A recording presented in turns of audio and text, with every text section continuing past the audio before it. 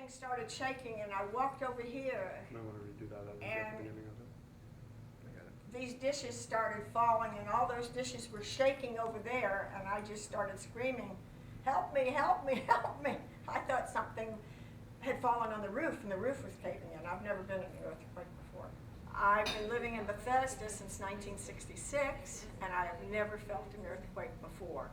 Well, I was sitting here working and my front windows started shaking, and there is construction across the street. So at first I thought it was just a big truck, but then it just kept going. And then I looked outside and everyone ran out. So I also ran out. Ooh, I mean, I think it was only like 10 seconds. As soon as I stood up and started walking, I realized that it was actually the ground that was moving. I actually live back in Germantown. I've lived here all my life, and this is the first time I've ever felt something like this. My experience is I never heard that earthquake in my life in Maryland, and I was sitting in a Bank of America in Wisconsin Avenue, and suddenly I thought it was kind of a vibration, so I thought it was a train.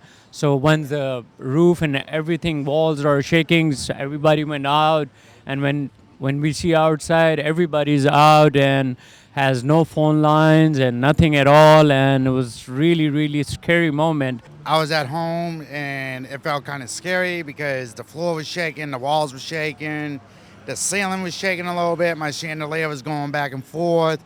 I really didn't know what it was till I came outside of the building and saw a whole rack of people who were standing around trying to get through on their cell phones. I tried calling my parents, no answer. So this is the first time I ever felt something really like that, like this bad. I work here at the Blue House in Bethesda, Maryland, and in the store started to rumble. I thought maybe it was a train. I thought maybe it was a big truck passing, because sometimes that happens. And then I just kept on looking at customers in their eyes, and everyone started getting really nervous.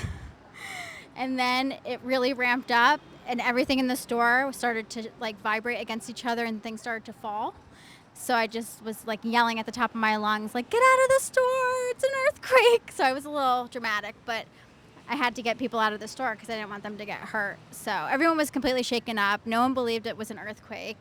You know, there were a couple people from out of the country that hadn't experienced that before. So, gosh, I mean, it probably was only a few seconds, but it felt like an eternity, and I guess that's how those things happen. Last summer, we had a tremor, I think it was 3-ish on the Richter scale during the night.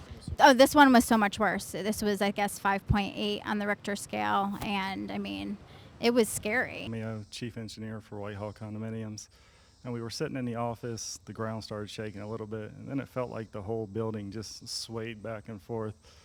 And I knew instantly what it was. And so I went down, checked my plant, you know, the boilers, the chillers, walked the property, make sure there was no cracks on the buildings, and got on the roof and smelled gas.